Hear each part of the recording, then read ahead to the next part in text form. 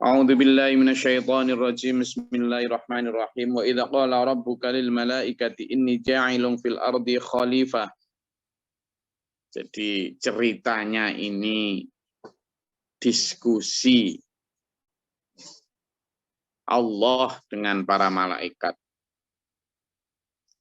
Entah di mana ini ya. Nanti pertanyaannya juga kita batasi dengan pertanyaan yang berguna untuk peningkatan ketakwaan dan keimanan kita.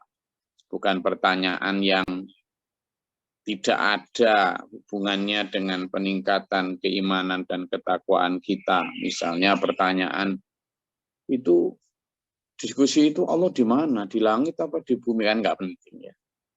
Karena kita toh mau di langit atau di bumi kan kita juga enggak mau ngapain juga gitu kan. Sama dengan pertanyaan Nabi Adam sama Nabi Ibu Hawa pas turun itu di sebelah mana? Kan nggak penting. Ya kan? Sehingga diskusi ini Allah yang jelas itu adalah sampaikan, selenggarakan di masa sebelum menciptakan manusia. Dari potongan ayat ini kita diajarkan Allah banyak hal ya. Betapa Allah yang maha kuasa yang pertama ini. Allah yang maha kuasa itu demokratis. Demokratis sebagai yang maha kuasa, yang maha segalanya. Allah demokratis. Yang kedua, Allah juga tetap menampung aspirasi para malaikat.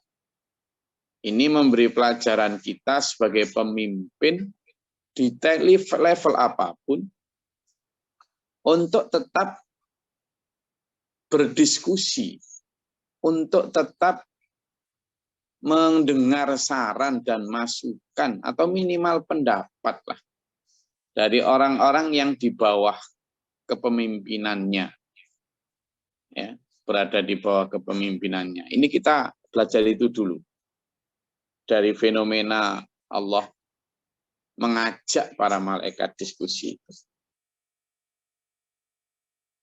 Nah, wa idza qala rabbuka lil malaikati, ketika Allah berfirman kepada para malaikat, inni ja'ilun fil ardi khalifah, aku akan menjadikan atau membuat khalifah di muka bumi.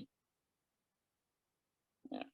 Padahal itu Allah tidak pakai diskusi, ya bikin aja. Pentingnya apa? Memberitahu malaikat. Toh malaikat juga ciptaan Allah. Itu. Ini menunjukkan betapa Allah maha segalanya pun mengajari kita tentang perlunya menyampaikan informasi, perlunya berkomunikasi. Jadi kalau zaman punya rencana, ini pelajaran selanjutnya, komunikasikan. Meskipun Anda berkuasa dan punya wewenang, komunikasikan. Itu pelajaran ketiga sebagai pemimpin. Ya, komunikasikan rencana Anda. Apa? Komunikasikan rencana Anda. Supaya apa? Supaya semuanya paham sejak awal apa tujuan dari membuat atau merencanakan sesuatu dan seterusnya. Ya, dan seterusnya. Komunikasikan. Lalu di dalam komunikasi itu, sampean tetap harus mengakomodasi pendapat yang berbeda.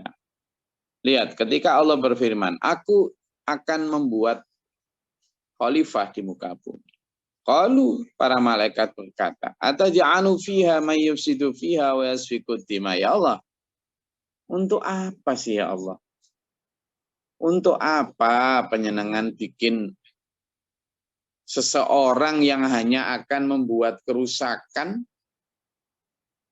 di dalam bumi dan menumpahkan darah. Nah, ini juga banyak sekali hikmah di dalamnya. Pertama, yang selanjutnya tadi ya, sebagai pemimpin Allah mendengar dan biasa tidak menghukum orang yang tidak setuju. Nah, itu sebagai pemimpin itu harus gitu. Ya, toh? Nah, ini kan para malaikat kan mempertanyakan, coba bayangkan. Mempertanyakan rencana atau keputusan Allah untuk membuat manusia. Jadi kalau sampean punya anak buah atau rakyat yang mempertanyakan keputusan sampean, jangan anggap makar, apalagi terus dipenjara, ngawur zaman itu. Ini loh Gusti Allah aja loh. Ya nggak apa-apa, ya sampaikan argumen sampean sebagai pemimpin. Ketika ada yang mempertanyakan kebijakan-kebijakan sampean, keputusan-keputusan sampean itu jangan marah. Ya, sampaikan saja saya begini itu karena saya begitu itu karena begini, saya begini itu karena begitu. Sampaikan. Ini, maka Allah ketika ada mosi bukan mosi tidak percaya ini ya, tapi lebih kepada pertanyaan yang mengandung ketidaksetujuan. Nah, jadi dari kalimatnya malaikat ini mengatakan pertama adalah ya, pertama ini dari kalimat malaikat, pertama ada pertanyaan yang mengandung ketidaksetujuan. Ya. Pertanyaan. Yang kedua, pertanyaan itu mengandung pengalaman sebelumnya. Yang ketiga, pengalaman sebelumnya itu menghasilkan prediksi akan sesuatu terjadi yang sama dengan sebelumnya. Nah, itu.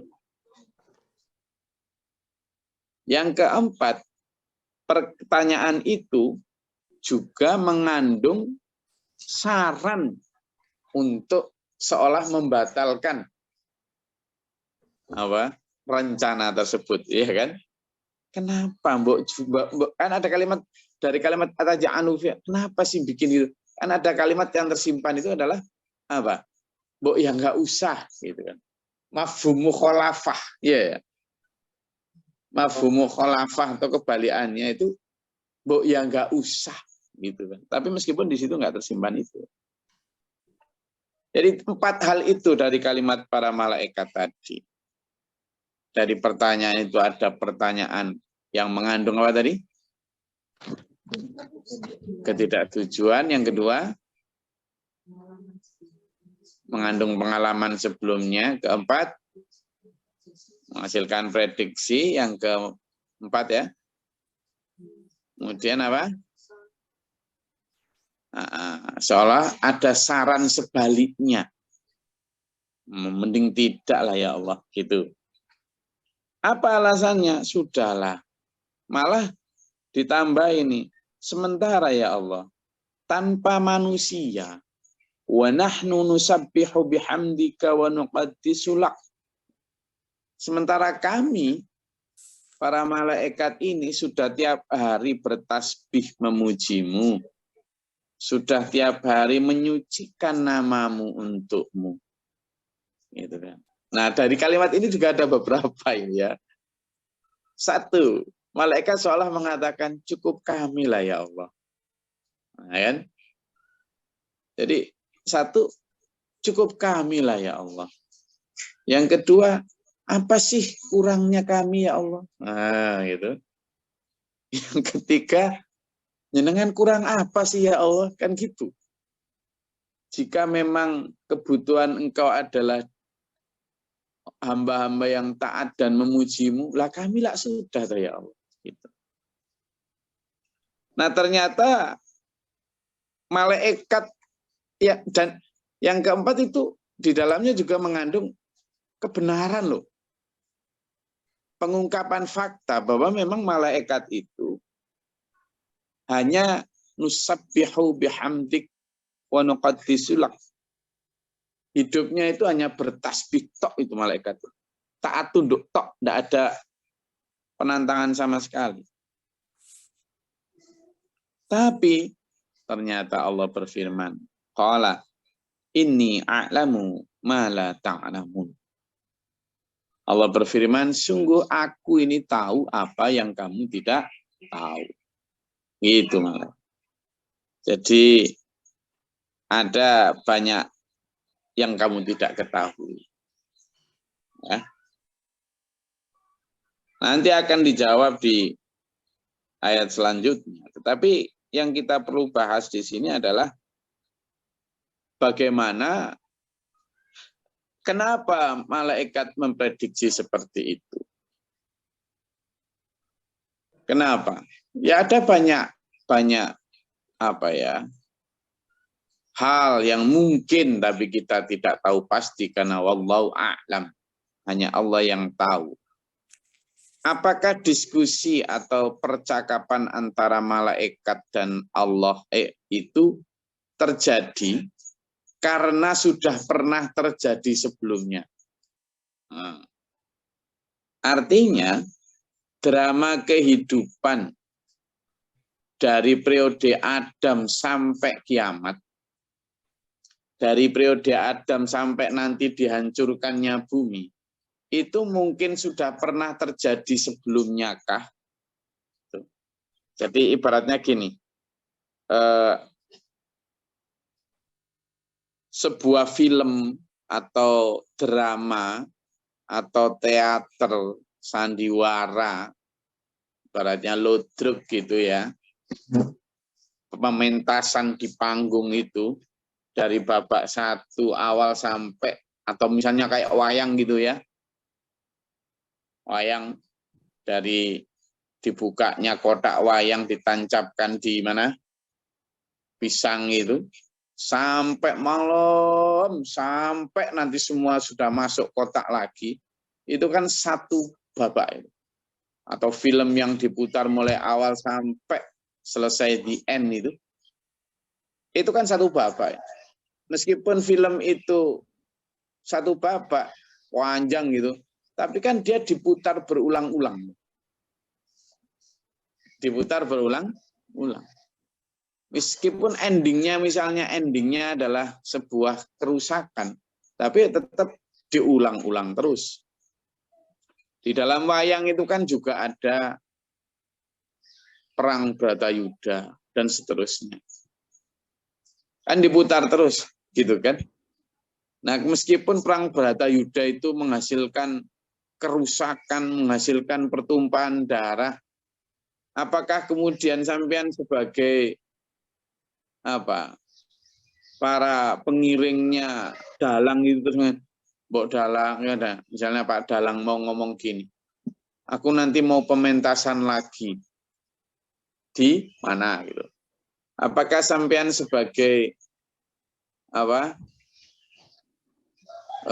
pengiring-pengiringnya Dalang itu terus ngomong, untuk apa sih Pak Dalang diputar lagi?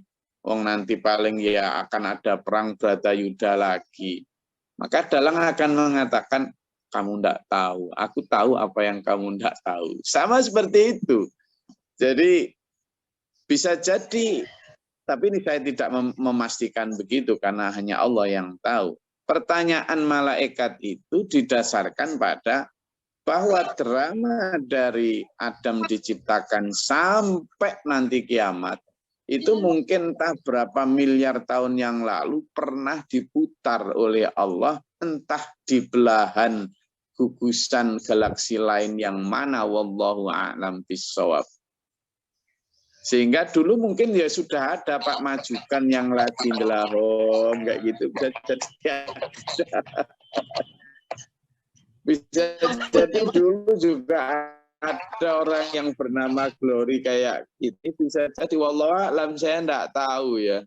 Kenapa sampai malaikat mengatakan ataj'alu fiha, kenapa engkau, malaikat berani mengatakan apa yang dia tidak tahu.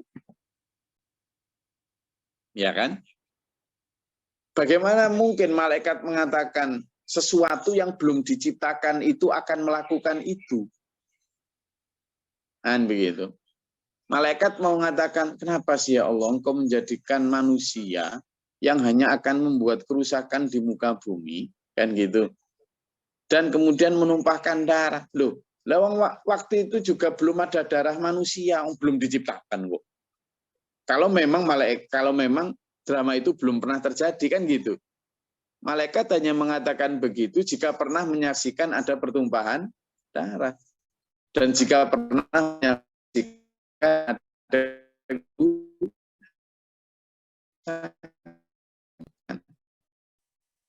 malaikat bukanlah peramal yang tahu apa yang akan, malaikat hanya punya memori saja. Nah, jika demikian ya wajar-wajar saja, sah-sah saja.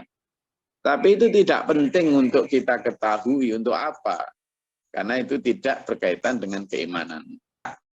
Pernah atau tidak pernah kita meningkatkan pengabdian ketakwaan peribadatan kita kepada Allah. Sehingga saya rasa keimanan kita adalah pada bahwa betapa malaikat itu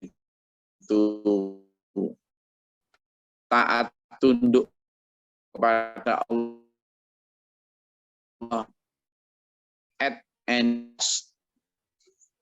itu kan benar terjadi sekarang yang kita lakukan, iya kan?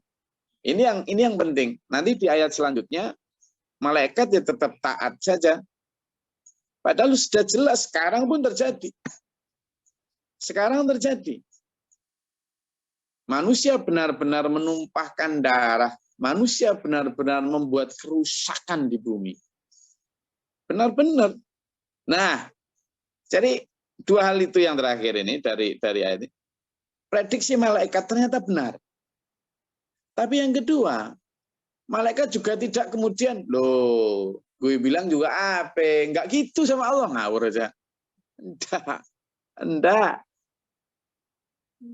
kok apa, melehno Gusti Allah, enggak kok terus ngomong, kan bener toh apa yang gue katakan, enggak gitu, enggak ya.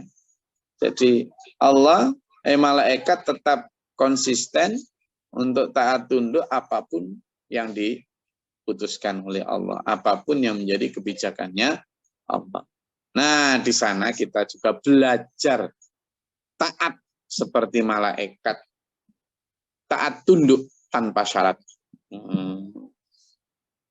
Jadi itu, memang kita manusia yang tidak akan mungkin seperti malaikat, tetapi kita akan menjadi tinggi derajatnya melebihi malaikat jika kita berusaha semaksimal mungkin untuk menerima apapun perintah Allah, melaksanakannya dan meninggalkan apapun larangan Allah. Jadi itu dulu dari apa yang bisa saya coba paparkan ayat 30 surat Al-Baqarah. Monggo kalau ada mau disampaikan, pertanyakan, silakan. Assalamualaikum Gus. Waalaikumsalam. Izin tanya, pikir Gus. Setelah sholat subuh kan kita dilarang untuk sholat Gus. Bagaimana kalau ada kawan yang ketinggalan? Kalau kita tidak ditemani kan tidak jamaah. Parang napa mboten Gus? Matur suwun. Assalamualaikum.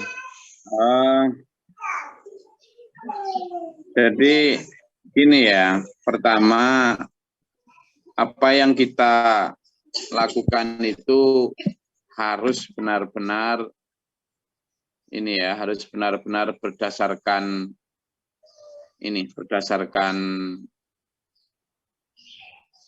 dalil yang pas, yang benar, yang sahih. Pertama, ada sebuah sholat yang bernama sholat syuruk. Sholat syuruk itu sholat sunnah yang dikerjakan sejak matahari terbit atau setelah terlewatnya waktu yang dilarang untuk sholatnya. Jadi namanya sholat syuruk. Nah, ibadah sholat syuruk ini banyak berpendapat bahwa ini bagian dari sholat duha ya. Tapi ada yang menyatakan bahwa sholat ini dilakukan setelah sholat subuh. Tapi ingat bahwa setelah sholat subuh itu ada waktu-waktu yang dilarang, terutama pada saat pada saat terbitnya matahari pas itu. Sebelum itu nanti jangan sampai seolah-olah kita sedang menyembah matahari. Ada satu dalil dari hadis yang diriwayatkan oleh Anas bin Malik. Sampaikan di sana, barang siapa yang melaksanakan sholat subuh secara berjamaah, lalu ia duduk sambil berzikir pada Allah hingga matahari terbit, kemudian ia melaksanakan sholat 2 rakaat, maka ia seperti memperoleh pahala haji dan umroh. Beliau pun bersabda, pahala yang sempurna, sempurna, dan sempurna. Hadis ini memang diriwayatkan oleh Tirmidzi, tapi derajatnya sahih hasan ya, hanya setingkat hasan ya. Tapi ada juga yang menyatakan bahwa hadis ini sahih dari yang diriwayatkan oleh Tabrani. Nah, sehingga apa? Itulah kenapa ada yang menyatakan bahwa sholat 2 rakaat tadi itu bukan sholat yang setelah subuh pas. Karena kalau setelah subuh pas memang tidak ada ininya, tidak ada sunahnya, tidak ada aturannya. Tapi ada yang mengatakan itulah kenapa sholat syuruk ini ada yang memasukkannya sebagai bagian dari sholat duha. Kenapa? Karena waktu yang disyaratkan adalah ketika matahari sudah mulai terbit. Jadi ketika misalnya kayak kita pada saat sholat Idul Fitri itu kan ya, itu kan pagi sekali.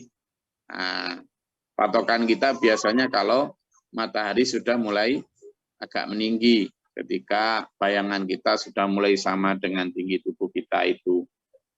Ya, jadi kalau kita misalnya subuh di Bali inilah sekitar jam 5 sampai jam 5:15 wita tapi. Nah, sementara kalau di WIB beda-beda. Kalau di Jawa Timur itu antara jam 4:30, 5:28, 5:27. Nanti geser lagi kalau sudah di Jakarta hampir jam 4:27. Kalau di Jakarta sudah hampir jam 5 juga, ya kan? Apalagi nanti sampai di Oku Selatan, Medan sana ya sudah hampir jam 6 malah 5:30. Nah, sehingga setelahnya itu sekitar 1 jam atau 2 jam setelah itu baru waktu syuruk itu boleh, gitu ya. Jadi benar-benar ketika matahari sudah menampakkan sinarnya, sudah benar-benar itu syuruk. Tapi di antara itu memang dilarang ya. Nah, terkait dengan pertanyaan Mas Tris, bagaimana agar mereka berjamaah? Ya tidak bisa. Memang tidak ada apa ya? Tidak ada larangan, tapi juga tidak ada sunahnya untuk kemudian membersamai dia agar dia bisa berjamaah lalu sholat lagi. Sholat wajib lagi hanya untuk menemani dia berjamaah. Itu sebenarnya baik ya. Baik dari sisi niat, tapi kita belum pernah, mungkin kalau ada dalilnya boleh saja ya, untuk menjadikan dia mendapatkan pahala sholat berjamaah. Tapi jika yang tidak ada dalilnya, maka itu menjadi konsekuensi orang yang ketinggalan bertindak jamaah, karena kalau ketinggalan kamu tidak bisa perlu untuk mendapatkan apa? Jamaah, gitu ya. Sehingga itu hubungannya. Kalau memang sholat subuhnya itu sampean sudah masuk waktu syuruk, ya tidak boleh sholat lagi ya. Kalau memang tidak ada aturannya itu, jadi mending tidak dilakukan. Tapi kalau memang ada dalil yang membolehkan dan Rasulullah pernah melakukan itu, artinya membersamai orang untuk berjamaah setelah dia berjamaah, ya monggo saja. Tapi kalau tidak ada yang apalagi dengan larangan sholat di waktu sebelum syuruk tadi. Jelas ya? Pertama itu adalah Adam. Jadi tujuan awalnya kan memang untuk menjadi khalifah di dunia, di bumi. Dan setelah penciptaan juga setan itu tidak menerima untuk menghormati Adam atau manusia. Terus bagaimana dia atau Adam sendiri dikenal adalah manusia surga atau berasal dari surga. Itu ininya gimana Gus ya? Korelasinya gitu. Terima kasih, matur nuwun. Antara gimana korelasi dimaksud? Artinya Kenapa setan tidak setuju? Artinya Adam itu kan awalnya di surga bukan di dunia gitu. Ya, atau mungkin dia gimana itu maksudnya? Ada dua ini kan. Jadi Adam itu kan Ya. di ini setan menjadi jatuh dunia. Itu maksudnya Gus. Ya, jadi sejarahnya itu kan memang Adam diciptakan dari saripati tanah ya. Jadi saripati tanah. Jadi kalau dari saripati tanah ada yang menyatakan, kalinya memang memakai bahasa yang berbeda-beda ya. Artinya ada yang menyatakan dari tanah, bukan ada yang menyatakan, Allah berfirman ya, dari tanah liat, kemudian dari tanah, saripati tanah dan seterusnya. Kita tidak tahu apakah Allah mengambil tanah itu tanah surga atau tanah dari bumi yang kemudian Nabi Adam turun ke bumi. Tapi yang pasti benar sampean tadi bahwa Adam itu diciptakan dan lahir di surga. Kan begitu? Di surga. Sehingga langsung menjadi penduduk surga. Nah, padahal Allah menyatakan bahwa ja'ilun fil ardi khalifah, akan menciptakan khalifah bumi. Ketika Allah menciptakan Adam nih, itu berarti dalam planningnya Allah itu sudah ada bahwa suatu saat Adam itu menjadi khalifah di bumi. Gitu loh. Entah bagaimana caranya. Allah jelas maha tahu toh. Allah jelas maha tahu. Adanya larangan untuk la taqraba hadhihi syajarah. Jangan mendekati, kalian berdua itu jangan mendekati pohon ini. Ada miliaran atau jutaan pohon di surga ini. Semua kenikmatan silakan, jangan mendekati. Tapi saat itu karena waktu penciptaan Adam itu setan, sepertinya mungkin sama dengan malaikat juga nggak setuju ya. Tapi kemudian kan malaikat meskipun tidak setuju ketika Allah kemudian tetap membuat Adam, ya malaikat lalu taat kan gitu. Lalu taat, tapi kemudian yang iblis kan enggak mau. Enggak wes aku enggak mau. Gitu. Jadi mungkin sama-sama tidak setuju, iblis juga enggak setuju, malaikat juga enggak setuju. Wallahu a'lam. Tapi faktanya memang kemudian ada dua. Jadi itu juga untuk pelajaran kita ya. Jadi mau jadi malaikat atau jadi iblis yang laknat itu tergantung kita. Itu nanti bisa buat kredo sendiri. Kalau ketika diskusi, kemudian seperti malaikat, meskipun tidak setuju, tapi kalau ketika keputusan konsensus sudah oke, ya taat. Tapi kan iblis ketika tidak setuju, dia memaksakan kehendaknya untuk tetap tidak mau taat. Akhirnya iblis dilaknat tuh. Nah, ketidaktaatan iblis kemudian melaknat itu yang akhirnya membuat mereka dendam karena dilaknat, kemudian berusaha untuk menjatuhkan Adam dengan Adam, makan itu kalau kamu memang mau kekal. Jadi setan itu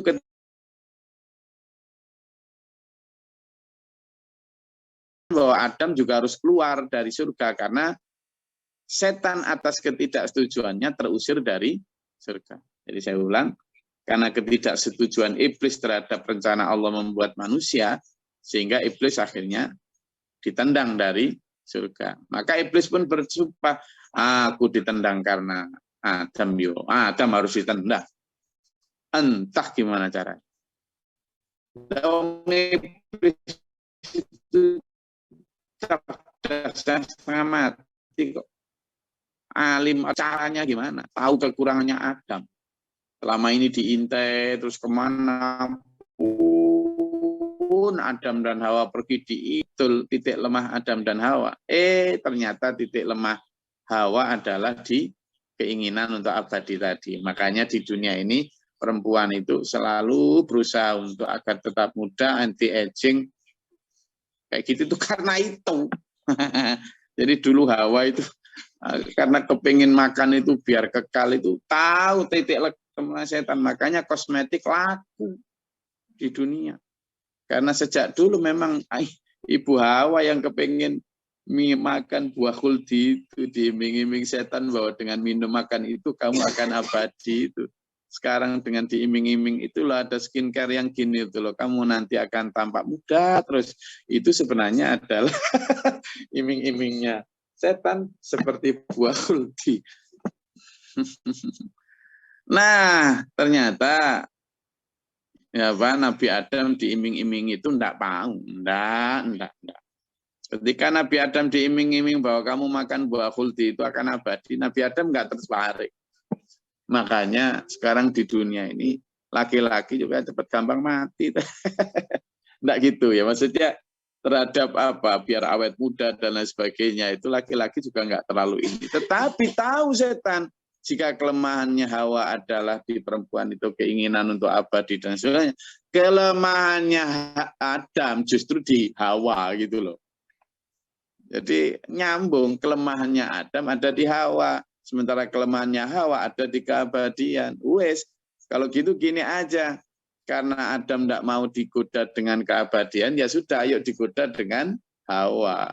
Akhirnya Hawa digoda dengan keabadian, tergoda, akhirnya Hawa menggoda Adam, Adam pun tergoda, mangan karo, akhirnya ya terusir dua-duanya. Jadi sekilas kronologisnya seperti itu dan memang seperti itu ya.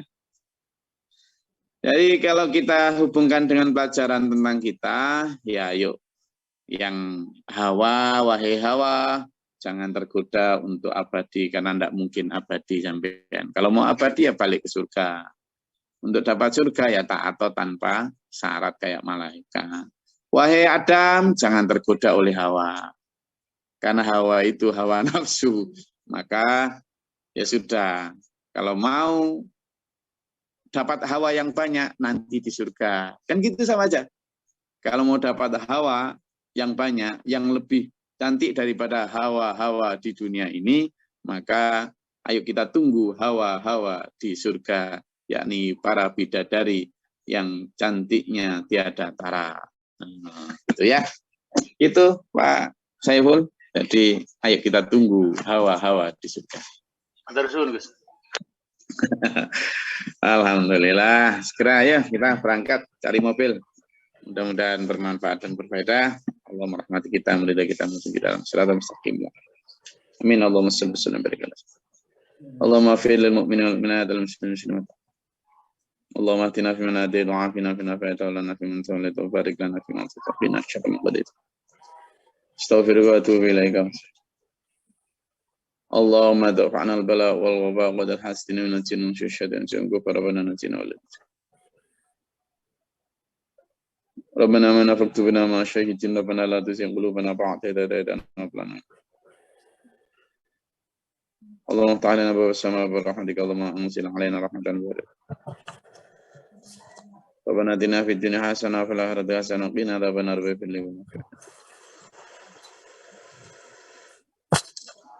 سبحان ربك رب العزة عما يصفون السلام الحمد لله رب العالمين. Assalamualaikum warahmatullahi wabarakatuh. Alea, coba mana wajahnya Alea? Allahumma rahamna bil Qur'an waj'alhu